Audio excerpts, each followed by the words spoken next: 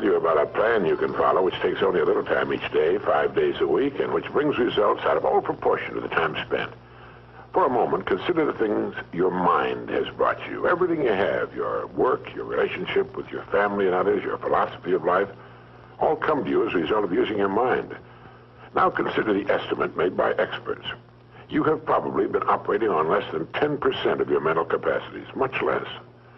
Dr. Herbert Otto, psychologist, educator, and chairman of the National Center for the Exploration of Human Potential, reminds us that many well-known scientists, such as the late Abraham Maslow, Margaret Mead, Gardner Murphy, O. Spurgeon English, and Carl Rogers, subscribe to the hypothesis that man is using a very small fraction of his capacities.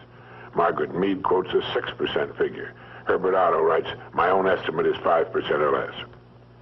Neurological research at the UCLA Brain Research Institute points to enormous abilities latent in everyone by suggesting an incredible hypothesis. The ultimate creative capacity of the human brain may be, for all practical purposes, they pointed out, infinite. To use the computer analogy, man is a vast storehouse of data, but we have not learned how to program ourselves to utilize these data for problem-solving purposes. Yefremov, the eminent Soviet scholar and writer, says man under average conditions of work and life uses only a small part of his thinking equipment. If he were able to force our brain to work at only half its capacity, we could, without any difficulty whatever, learn 40 languages, memorize the large Soviet encyclopedia from cover to cover, and complete the required courses of dozens of colleges. Now, this statement is hardly an exaggeration. It is the generally accepted theoretical view of man's mental potentialities. Now, how can we tap this gigantic potential? Well, it's a big and very complex problem with many ramifications.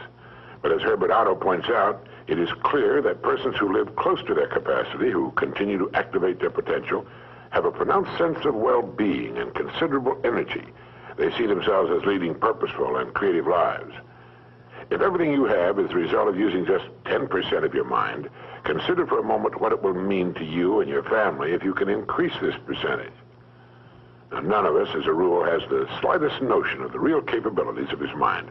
But believe me when I say that your mind can be compared to an undiscovered gold mine. And it makes no difference whether you're 17 or 70. Look at it this way. Your goal is in the future.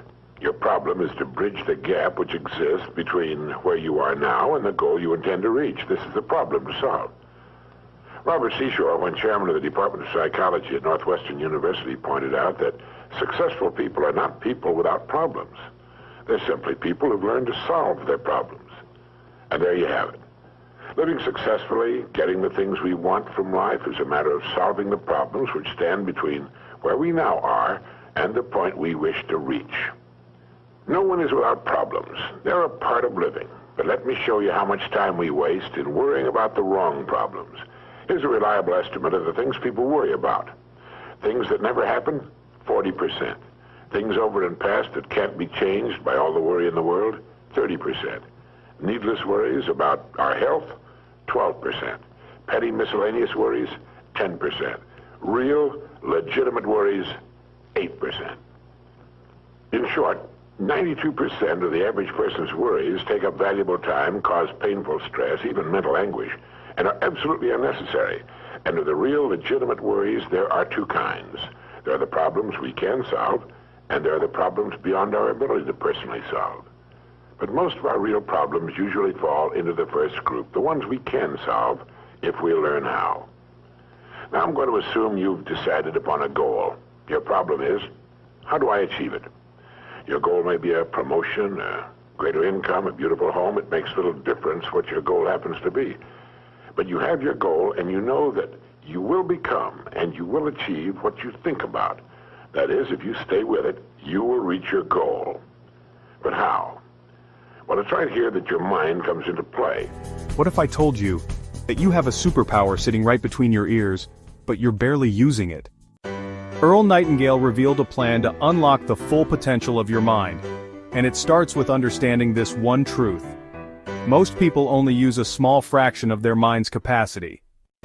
We live in an age of unlimited information, yet most people feel stuck, overwhelmed, and unfulfilled. Why? Because they never take control of their mental capacity. They let their mind wander, focus on the wrong things, and waste their most valuable resource. Your mind is your greatest asset, if you use it right. In Earl Nightingale's A Plan for Using Your Mental Capacity, he emphasizes the transformative power of mindset, purpose, and action. He reveals that our mind is our greatest asset, capable of achieving extraordinary things when used correctly. Nightingale's teachings inspire us to take control of our mental capacity, focus on our goals, and take purposeful action to achieve success. Imagine the possibilities if you harness the full potential of your mind. Picture yourself achieving your dreams, overcoming obstacles, and living a life filled with purpose and fulfillment. This isn't just a fantasy, it's a reality waiting for you to seize it.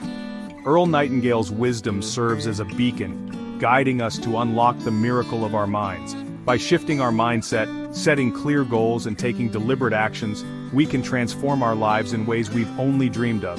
Remember, your mind is your greatest asset. Use it wisely, and the world will open up to you in ways you never thought possible. So take a moment, reflect on your goals, focus your mind, and take that first step towards unlocking your full potential.